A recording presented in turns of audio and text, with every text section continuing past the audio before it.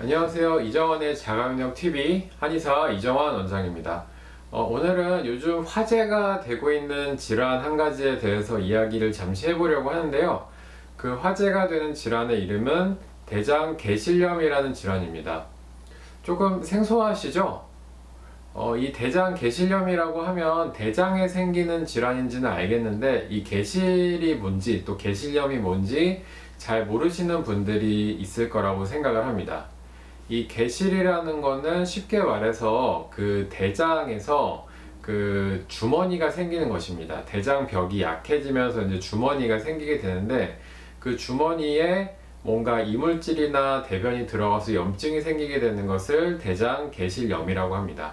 그래서 대장에 개실이 생기게 되면은 대장 내시경상으로 이렇게 봤을 때는 구멍이 빵 뚫려 있는 것처럼 보이게 되는데요. 이 안으로 뭐가 들어가서 염증이 생기는 것이 대장개실염입니다.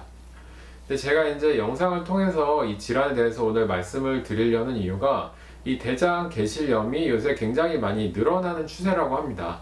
그래서 이제 이 영상을 통해서 대장개실염이 무엇인지 또 이제 대장개실염이 왜 그렇게 늘어나는지에 대해서 한번 이야기를 해보려고 하는 것인데요.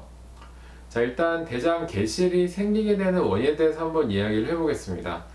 대장개실은 장 점막이 약해지고 또 이제 대장의 압력이 올라가게 됐을 때 주로 발생을 합니다. 그냥 선천적으로 생기는 경우도 있고요. 아니면 나이가 들면서 이제 장이 점막이 약해지게 되면 생기는 경우도 있는데 요새 들어서는 젊은 층에도 상당히 많이 생긴다고 합니다. 이제 그 이유가 이제 육류 섭취가 늘어나고 식이섬유 섭취를 별로 안 하면서 만성적으로 변비에 시달리는 경우가 많은데요. 이렇게 변비에 시달리게 되면은 장의 대변이 있는 시간이 좀 오래되죠. 그러면서 이제 장의 복압이 높아지게 되고 그만큼 장 점막이 자극을 많이 받게 되면서 이런 개실이 잘 생겨난다고 합니다. 그리고 또 이제 장 점막에 그 대변이 이제 붙어 있는 시간이 오래되면서 염증이 생길 가능성도 더 많이 높아지게 되는 것이죠.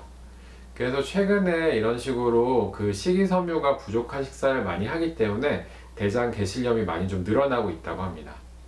자, 그러면 내가 대장개실염인지 아닌지 좀 알아볼 수 있는 방법이 있을까요? 그 대장개실염 같은 경우에는 평소에 설사와 변비를 좀 설사나 변비가 있으신 분들이 갑자기 복통이 생기거나 복부 팽만이 생기거나 소화불량이 생길 경우에는 대장개실염을 한번 의심을 해볼 수가 있습니다. 또 이제 만약에 이 증상이 심해지게 되면 열이 많이 나고 통증이 좀 극심해지는 경우들도 있고요. 요로 감염이라고 해서 이 대장에 생긴 염증이 방광이라던가 요로에 영향을 줘서 소변을 볼 때 따끔따끔한 느낌이 들거나 이런 현상이 있는 경우도 있을 수가 있다고 합니다. 그래서 이제 이런 증상이 있게 되면 병원에 가시면은 대장 내시경이나 CT를 찍어서 이 대장개실을 진단을 하게 되고요. 그 이후에 약물 치료를 한다든지 아니면 좀 심한 경우에는 수술을 하게 되실 수도 있습니다. 자, 수술을 뭐 하시게 되거나 아니면 약물 치료를 한 이후에도 이제 음식을 굉장히 좀 조심하면서 잘 지켜보셔야 하는데요. 기름진 음식이라던가 자극적인 음식은 좀 최대한 피하시는 것이 좋고 앞서 말씀드린 대로 식이섬유를 많이 섭취를 하시는 것이 대장개실염 회복에 도움이 많이 될 것입니다. 자, 그리고 만약에 이제 본인이 정기적으로 대장 내시경을 했는데 대장에 개실염이 있는 건 아니지만 대장에 개실이 발견됐다. 이런 경우도 종종 있을 수가 있는데요. 이런 경우는 어떻게 하면 좋을까요?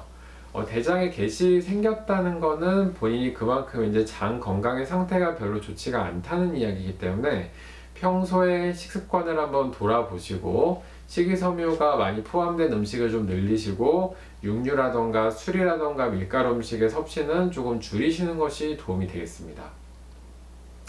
자, 요새 그 대장개실염을 포함해서 젊은 층에서도 대장암이 많이 생기고 뭐 과민성 장증후군이나 변비 등의 이제 장질환이 굉장히 많이 늘어나고 있다고 이야기를 합니다.